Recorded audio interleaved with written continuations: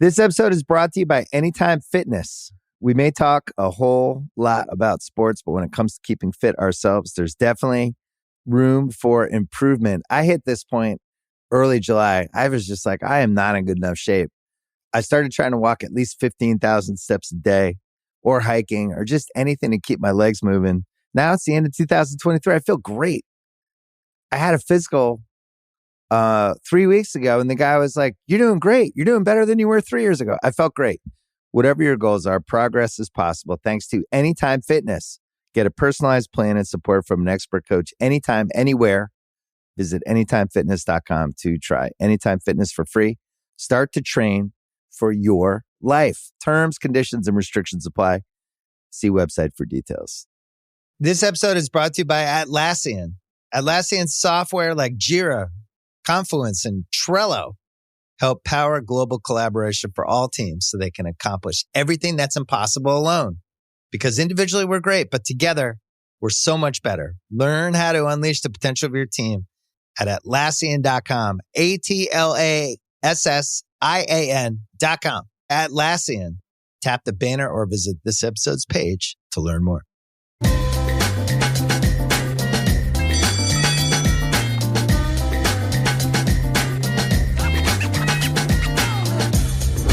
Welcome to Through the Ringer. I am your host, Tate Frazier, and today we have the Ringer's very own Bryan Curtis of the Press Box. He's going to talk about the NBA media landscape and just the media landscape in general. He's one of the best in the business. And now, coming up, Bryan Curtis. All right, welcome into Through the Ringer, and I am joined by the Press Box's very own Bryan Curtis. What an honor. Thanks for coming on the show, man. The honor is all mine, Tate Frazier. Yeah. Thanks for having me. It's great to talk to you anytime. You came on One Shining Podcast already earlier in the year. We talked about some of the biggest stories in media. That's what you cover, obviously, on the Press Box and on theringer.com. So if you are a fan of media, go read Bryan Curtis and listen to him. So let's get into it. Let's talk about the current state of NBA media, because that is always a conversation that we have in the world of media in general. And one of my favorite stories that you wrote recently was about the big three in media, the big three commentators in the NBA playoffs. And we'll run through those guys. But in general, what is the you called it almost a golden era. Are we in the golden era of NBA commentating? I feel like Joe Biden doing the State of the Union here. Tate, the state of NBA media is strong. Strong. It's very, very strong. The league is in good hands. It's in good hands. What's interesting to me is when you listen to NBA podcasts, including our own, they are wonderfully nerdy in the best sense of the word, very intricate, full of stats, full of schemes, all that kind of stuff. Matchups. And then you watch a playoff game on television, and it is designed to appeal to my mother-in-law, who always comes to me this time of year and says, "Are we still playing basketball in May? Are we still playing basketball in June?" I'm like, yeah, they're still playing basketball in June, but that's what TV is for. It has to take somebody who's a casual fan who can just sit down, who hasn't watched basketball all year, and enjoy the game and not feel like they are missing something. It's basically, let's hold your hand and let's walk you into this. So, it's a guidance that you need as a casual fan, because you haven't watched all 82 games. You haven't been tuned in. You don't know all the intricacies that are going on. You try to make it layman terms as best you can. Totally. So we got these two different platforms. One super intricate, one that's kind of where mostly it's always been. And I'm always interested to see if they creep toward each other. If TV gets a little more podcasty, a little more intricate, and who knows, maybe it will. Well, speaking of podcasting, let's talk about that is the commentators, and we'll get back to the big three there, but the NBA players, there's been a movement of the platform, right? This is the platform era. Everyone wants to have their own platform. They want to have their own podcast. We see Paul George, Draymond Green, Pat Beverly, all these sort of guys all have their own podcast. They quote-unquote control their own narrative. How different is that from, the media scene that you grew up in, I grew up in? I mean, it feels all very, very fresh and new, but also very similar, because these players are kind of just, instead of having a beat reporter ask them the questions, they're asking themselves and giving their opinions. That's totally what it is, right? They just took the post-game press conference and like, oh, I can do that. Right. And I'm waiting for Tate and Bryan to go, hey, how critical was this win? What can you say about Gabe Vincent coming off the bench for 29 points and being undrafted in the process? And they're like, I can freestyle that for 15 or 20 minutes, give you additional thoughts, and get paid for it. It's my podcast. I own it. So, of course, I'm going to try to do that. Now, the funny thing is I found that these are really interesting if the player is still in the playoffs. Like Draymond's podcast had a lot of crackle last year because he was in the NBA Finals. They're about to win a title. PG3 right now, Okay. Right. You know, okay. are we interested? Yeah, you Maybe. can bring in some of the other stars around the league. They might share a little anecdote or a story, but usually the ones that get aggregated, right, in this aggregated media scene, they're the ones that are about the guys that are currently in the playoffs. Like if Jalen Green comes on Podcast P, the Podcast P show, and tells a story about Jimmy Butler, then that is what is going to get aggregated and pumped up because we're talking about the guys who are actually in the playoffs. Totally. Anything between athletes, any secrets of the locker room, right? Little hints of things we don't see. That's big. But in terms of like being a daily, weekly must listen, you know, kind of, maybe. And there's a lot of podcasts, as we know here at The Ringer. The Ringer? there are a lot of podcasts and a lot of people tuning into podcasts, which we appreciate. The fascinating angle to me to the player podcasting and the creating of the platform is, you know, we see inside the NBA, you see Charles Barkley, you see Kenny Smith, you see Shaquille O'Neal.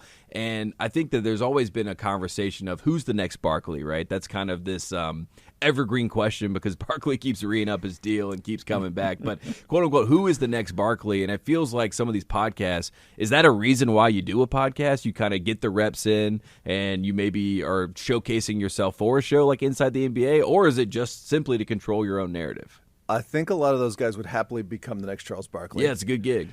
But I think they even more want to become the next Peyton Manning. Whereas Omaha. I work for the network, but I also own my own stuff. I'm also a producer, right? I have something on ESPN, but my back end is doing all this producing. Right. I am the head of the network, not just the talent on the network. And I think that's what a lot of these guys really want. And it lends itself to this whole conversation about ownership in media spaces. And, you know, you have the alternative broadcasts, right, that have been a big deal. And one of the stories, if you haven't read it yet, go read it about Pat McAfee. That goes back to what you're talking about. He goes, creates his own platform, gets his own kind of momentum, you know, has full ownership. And then ESPN, this, you know, what was, you know, one of the main hubs for sports media, if not the main hub, says we want to bring you back into the fold, but we'll still give you that autonomy. We'll still give you that ownership. How unique is that, and how much do you expect to see more of that in the future? I think it's the new way things go. It's kind of like Substack is for us lowly writers. Yes. Like I have my thing. Shout out to Mark Stein. That's one of my favorite Substacks. Yeah, absolutely. But like I have my thing. And if some big media company comes to me and wants to give me an opportunity, I'll listen. Yeah. Sure, but my thing is my thing. You know, I'm like a lawyer who puts up a shingle and says Bryan Curtis Esquire. This is the thing you can rent, yes, not own. And yeah, I think that is absolutely the way of the future. It's a lot more licensing and leasing than it is owning or creating, right? Because that used to be the you get paid in exposure. That was always the conversation at an ESPN or any of these main hubs in media. If you go across these Sky Sports, right? They say we pay you in exposure. That is how you got you kind of cut your teeth here in this lane. I wanted to ask you about the gap between ESPN, talking about those behemoths between ESPN and TNT, their coverage in general. We have Inside the NBA, Emmy nominated, Emmy winning, everyone, there's such praise, right, for how great this show is. We have these fun moments between these characters. And then you have ESPN, which much maligned, a lot of conversation about people want more, expect more. How large is that gap between the two, and how much can we point to just the continuity of it all, right? Because that seems like it's a big factor as well. That's a huge part of it. And people who've talked about the ESPN pregame show right now, I totally think they're right. But this is not the worst version of that pregame show. This is better than the previous versions of that pregame show. I mean, Stephen A. just talking about the Knicks and sort of embracing the Knicks logo on a giant video screen. This is better than the previous version of the show. So, I think there's a huge gap. And I also think there's a huge gap in the game production as well. Mike Breen, we'll talk about in a second, is awesome. I love Jeff Van Gundy. I think they do a fantastic job. Mark Jackson, I think that number one team is really good. But I don't know, am I just the nerdy guy that when LeBron James has an incredible reverse dunk, because I believe he did against the Kings in the playoffs, and then we go to like Mr. Big Stuff or some song that played on the oldies station in Texas when I was growing up, and I'm like, no, this is totally taking me out of NBA action. Right. Where's my theme song? Where are things that keep me excited? The whole production just feels like it needs a refit, that it's parts of several different things that trying to appeal, again, to the point a minute ago, to lots of different people. I don't know. I just feel they need to freshen that whole thing up. Yeah, it feels like they had the music that they're using is like public domain music that they that it's cheaper to use and cheaper to get. It's through. like a podcast. Yeah, right. I mean, it's smart. We get it. We're here at a podcast network. Do I just miss Round Ball Rock? Is that what it is? Like I just need a theme song to pump me up. Fox Sports is like, don't worry, we got you. College basketball, we'll play it. It's always an interesting thing. You mentioned Mike Breen, and I was talking about the big three commentators that are in this. The big three that you need to know: Mike Breen, Kevin Harlan, and Ian Eagle, of course. Ian Eagle is incredible. I love Ian Eagle. Came on One Shining Podcast, told us some great stories. Going to be the voice of March Madness. But let's start with Mike Breen because you described him as excellent. He doesn't have any of these distinct qualities, but he just kind of represents and exudes and embodies excellence, right? I think his quality is just always so good, and he's just performing at this amazing level. I think this is going to be his 18th NBA Finals this year and 18th in a row. So just think of anything that's happened on television for 18 consecutive years that is not Jim Nantz calling the Final Four. Whenever I see him, I just think of like what he's doing is so great. It's funny. He had a moment in Game 4 of the Lakers-Nuggets series where he didn't see a play. He didn't see the way it ended. And Mark Jackson had to do the analyst thing where he's like, oh, actually, they're going to call a foul here, or whatever he said. And it stuck out because it never happens. Like Mike Breen sees everything, and he calls everything correctly. So, yeah, there's just a certain, like, Terminator quality to him as a broadcaster. He's amazing. Yeah, and Bang, obviously, we know the call. He has a signature call. Another guy. How about Jamal Murray looking at him and going, no, Bang. Say it now. I get to say it. Right now. Yeah, right. That was a nice, beautiful moment. Another beautiful moment in media actually happened in March Madness with Kevin Harlan, who's calling the NBA playoffs, and we talked about this on the podcast, but they had the cameras on him, and it was a shot that was made against Virginia, the Furman game, and he kind of just says, let this breathe. He holds back. I think it was Stan Van Gundy that was with him, but he was like, let the moment settle, let the moment breathe. And we got this nice snapshot into kind of the artistry behind the play-by-play call. What do you see from Kevin Harlan? You said he's a firm handshake at a barbecue. That's how you described him, and I think that's a great way to describe him. The Midwest dad, right? There's certain Midwest dad quality to him, and that's what he is. And it's so funny you bring up that moment because he's so big, right? His voice is so big. It's so distinctive. And booming. Yet, there's a moment where we just need to be quiet here. We know. I think he's had the best call the whole postseason. Jimmy freaking Butler. That was awesome, right? It was great for the moment because that was a three-pointer that just somehow bounced in. But it was also like Jimmy freaking Butler is the story of the playoffs. And you can say something in the moment that's clearly not rehearsed and have it become the guy's go-to nickname and describe what he has done as long as they finish off the Celtics. Amazing. And it kind of came straight, like you said, it's almost like from the gut. It's not preconceived. There's no real thought into it. It just kind of, as a fan, that's how you felt, and he is the voice of you at some level. And now I want to ask about Ian Eagle. He's the third guy here, and Ian is, one of those guys that he is thinking about his calls. He is trying to, he's very meticulous about the experience and letting it breathe, and he's got such a wide breadth of knowledge when it comes to the media landscape. What does he have that is so particular and so moving? Because when you listen to Ian Eagle, you just feel comfortable as he guides you through a game. Intellectual, also flawless. Right. He had some streak when he was calling Nets games earlier in his career, and he was like, I can't remember the number of years, but it was something like 10 years where he claimed he had never made a mistake, never misidentified a player, never said the foul was on the wrong guy. He just never made a mistake. There was this whole period where he was just, I got this, right? Yes. Like he was trying to prove himself. He was like perfect. Yeah, and what he was thinking was, look, I'm calling Nets games. I'm not on NBC or ESPN yet. I'm the young guy, and I want to show everybody that I can do this. Also, there's also this kind of hammy quality to it. He loves the puns. I remember there was a Zublaka a few years ago in the playoffs. Like, he loves to bring out that sort of dad joke kind of thing that you grin at and groan at but the same time. But it feels like he's kind of in on it, too, when he does Absolutely. that. Like, he's kind of winking, like, this is so obvious, I have to say it. Hyper-ironic. And I apologize for saying it, but I have to say it. And I think that's, like, the humor that, if you're a Larry David, Jerry Seinfeld type fan. Yes, it's Letterman. Kind of yeah, Letterman, exactly. There is that real kind of New York comedy quality to him. I love him. Is there any commentator, obviously we talked about the big three, is there any commentator that kind of sits outside of the big three in the playoffs that you say, man, it'd be great if we got him on the call? As we look at the next media rights deal for the NBA, is it like a Gus Johnson? I know a lot of people in the March Madness space would love to have Gus back on the call. And he got some NBA, burn this year. Got some NBA games. That was cool. I also think of radio guys that are locally, John Ireland, Sean Grandy, and stuff like that. And I love unplugging from television. and this is usually while I'm washing dishes at home, but just putting, earbuds in and turning on my like Sirius XM app so I can listen to that, because it's a totally different call.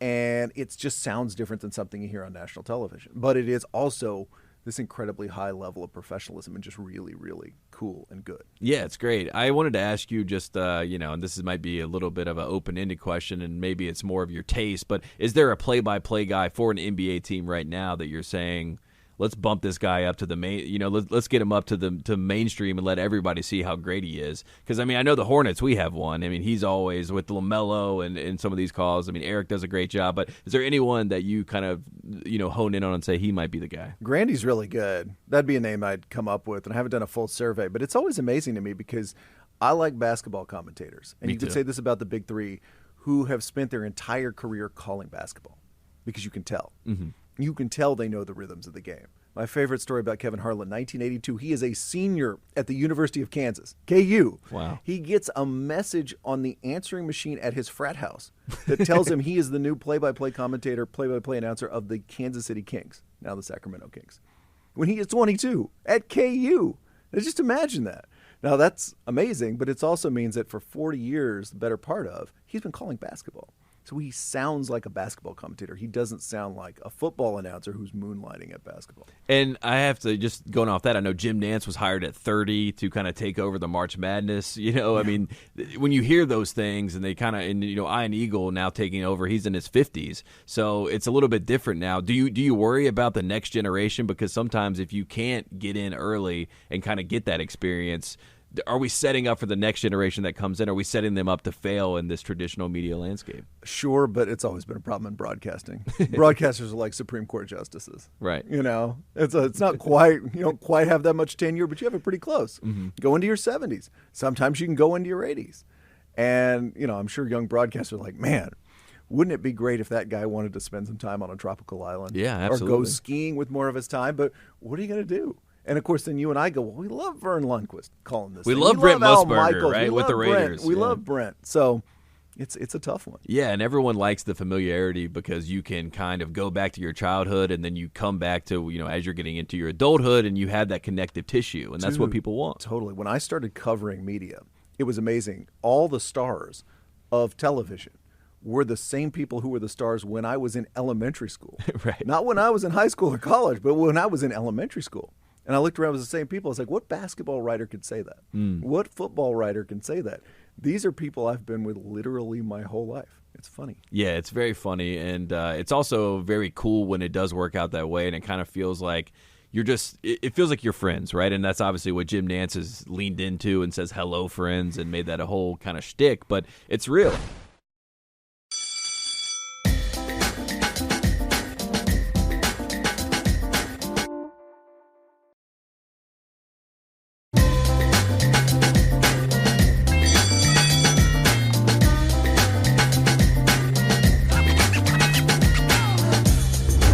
I wanted to ask you about the art of the take, because we live in the world of take artists. This is outside of the traditional media What, landscape. at the Ringer? Yeah, well, everywhere. Unfortunately, No, it's true. It's everywhere. Or fortunately, however you feel about it. But some good, some bad. How much has that kind of approach to media changed everything when it comes to studio shows? Because like you said, ESPN, we go to halftime, we're expecting Stephen A. Smith to come on and go after somebody, have some big moment, right? And it's almost like WWE a little bit, right, with these take artists. I find what's jarring for me is, I'm not shy about people having big opinions. I was reading 90s sports columnists in newspapers. Those guys were not shy and retiring. Yeah, so just read the headlines. You don't even have to read the piece. This idea that somebody's going to have like a huge opinion about sports, and I think it's fine. Mm-hmm. In fact, I think sometimes we in this new generation are a little shy, and we should have bigger opinions and just be like, okay, I can be nuanced, but also I just need to have a take about this. What jars me when I see those shows is how personal it is between Stephen A. and a basketball player. Right. Like, I am calling you out. I am addressing you. personally right now. Colin Cowherd and Aaron Rodgers is the one that comes to mind to me. It feels like, I don't know what Aaron Rodgers did to him, but it feels as if every time it's a conversation, it's like he's talking to Aaron Rodgers through the camera, right? I mean, it is personal. Yeah, and I understand how that makes for good television, or at least television that people want to watch. Because I'm watching. It does have a WWE quality. Yes. I am cutting a promo on you right now. Right. And I almost expect you to walk down the ramp and challenge me for the World Heavyweight Championship. I totally understand that. But as a viewer, it is jarring to me, and it's not the way. I don't get on the press box and go, Bob Costas, listen up. I've got something to say to you right now. Listen up, Bob. I don't want to get the camera on me. Here we go. So Kyle turned the camera on. It's a lot of that, and I always find it fascinating. The other thing I find fascinating is the transition from a media personality back to the actual basketball. We've seen Steve Kerr do it. There's a lot of conversations right now about J.J. Redick, and J.J. Redick's name has been, I think he was the favorite at one point to be the new Sixers head coach. I don't know what the odds are now. We can ask our friends at FanDuel about that. But when you look at, the current media landscape and just that transition back into coaching, is there someone that you think is ripe for that transition? Is it a JJ? Is it a Richard Jefferson? Tristan Thompson went from talking on ESPN to playing in, the Western Conference Finals. I was trying to think of precedent for that, and the only thing I could come up with was Jay Cutler. Do you remember when he signed with Fox to be like their number 2 NFL commentator and then decided to go play for the Dolphins? Yeah, he couldn't stay away. He could have been Greg Olson, and he went and decided to go play for the Dolphins, and then his career was over. It's a great question. I mean, also I could see people coming back. I mean, Nick Nurse is going to get an NBA job. Yes. But if he didn't want to, could Nick Nurse be an announcer? I think probably so. Monty Williams didn't want another NBA job, and he'll get one too. Could he come be an announcer? Even Doc Rivers is a guy. Doc Rivers has called an NBA Finals. Yes. We forget 2005 with Al Michaels. But, yeah, he could absolutely do it. So it's a good question about somebody that could go from one to the other. And this is, of course, by the way, Jeff Van Gundy, who's in the number 1 slot, has kind of said, I don't want to do that anymore. Mostly, right? That part of my life, barring something miraculous, is over. So I'm going to concentrate on this. And by the way, that's why coaches usually aren't good broadcasters. Is because they're always auditioning for their next job. Right, and we've seen that, just on a college level. I remember Tom Crean. Tom Crean was great on television for a year, and then he immediately was back into coaching again, went to Georgia, took the Georgia job. This is after the Indiana job. But that 1 year, he was getting, people were calling him like the Tony Romo of college basketball coverage on ESPN, and Tony Romo is one of those guys, right? The first couple years, people were fawning over the fact that he knew so much about the game because he was just connected. And one thing I wanted to point out I thought was fascinating, just in the Western Conference Finals, Tristan Thompson, he did the halftime interview, and they probably did that right because he had already been doing media stuff beforehand, and they had a way in, right? I mean, that was fascinating, too. ESPN's like, yeah, get Tristan. We know he'll talk to us. I saw Mina Kimes tweeting, I was just in a green room with Tristan Thompson not that long ago. Right. Now we just did makeup together. He's playing huge minutes in an elimination game. Yeah, that was that kind of blew my mind.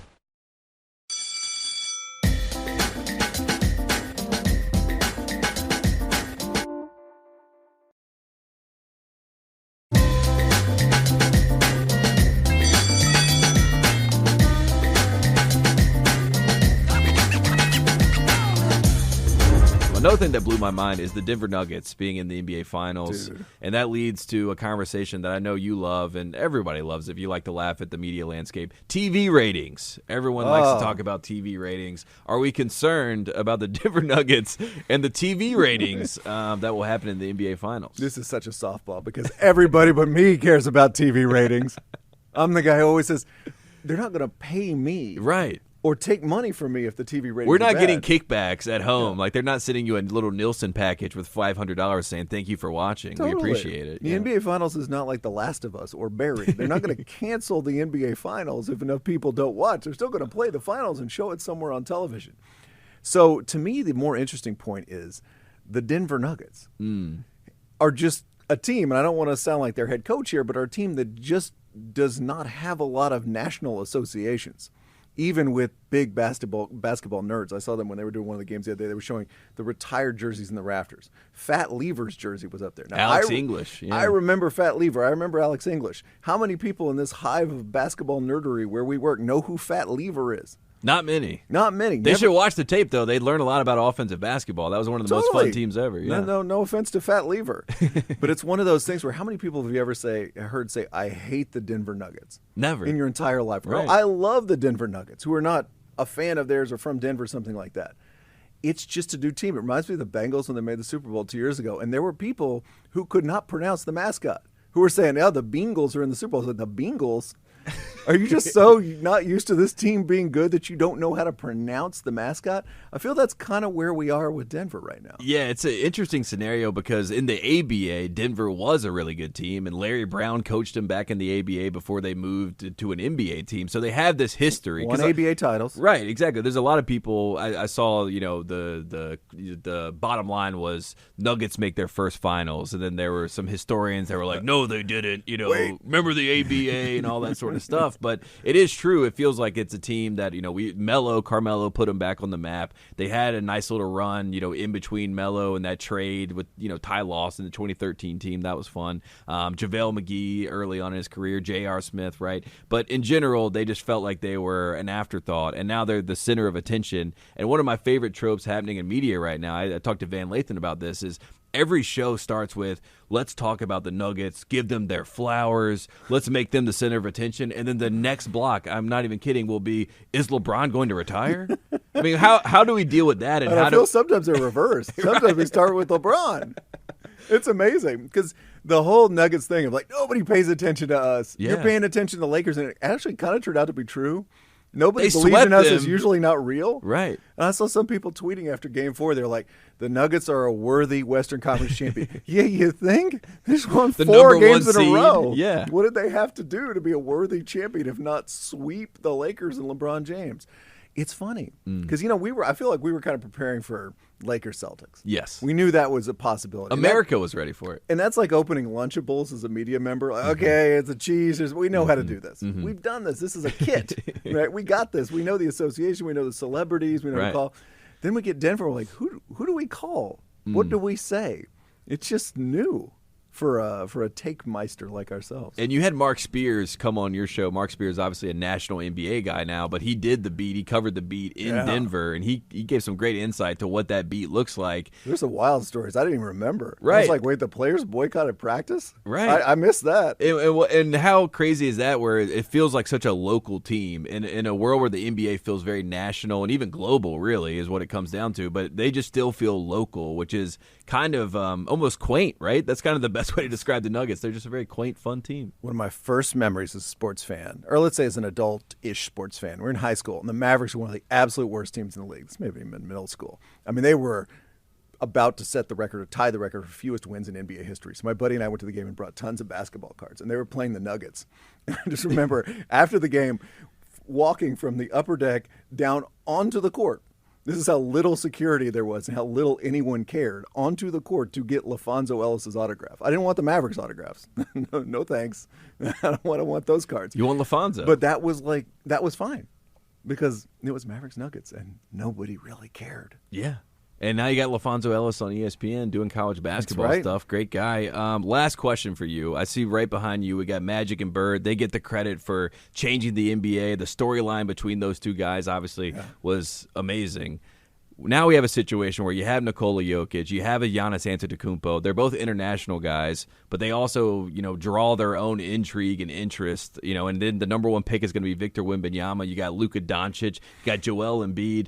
How fascinating is it and how different is it for the American media to sell the storylines and the narratives of these players who are foreign-born that aren't as relatable as, say, a Magic and a Bird? Well, I think the relatable question is an interesting one, right? Because why can't they be as relatable? Right. Giannis likes Oreos. He's told us a million times. Totally. And as being a kind of a nominal Mavericks fan, not living in that area anymore, like Luka's huge. Mm-hmm. Dirk Nowitzki was huge before them. They were almost Cowboys level of fandom. If that's the ultimate Dallas area fandom. So, I always think it's one of those things where it's like we want to see the best basketball players in the world in the NBA, and who they are, where they're from.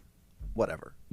Denver's funny because it's just, like you said, it's not a franchise that has gotten a lot of run ever in NBA history. So a lot of people are like, oh, man, I just haven't watched him play all that much. Right. And then your dad or grandpa's like, I remember David Skywalker Thompson, right? Those are Comes in with that tape. Yeah, right. He's the best Denver Nugget I ever saw. Fat Lever.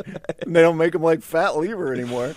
No, but there's this whole, so I'm always like, it's one of those things, we always talk about this in the media. I feel we've had conversations in baseball and everything about this, but I feel like at some end of the day, we want to see the best basketball players alive. Absolutely. And that is clearly the case here. And that is the best storyline that you can have. When you have the best players in the world, you can sell that pretty easily, and that's good news for Adam Silver and the rest of the NBA. He is Bryan Curtis of the Press Box. Where else can we find your work? I want everyone to go read it because it's really the best in the business. You're very nice. The Press Box, ringer.com, as you mentioned earlier, at Bryan Curtis with a Y on Twitter. No I's. Yeah, that's there where you it go. all is. Yeah, no I in team, no I in Bryan Curtis. Thanks so much for coming on the show, Bryan. Thank you, Tate.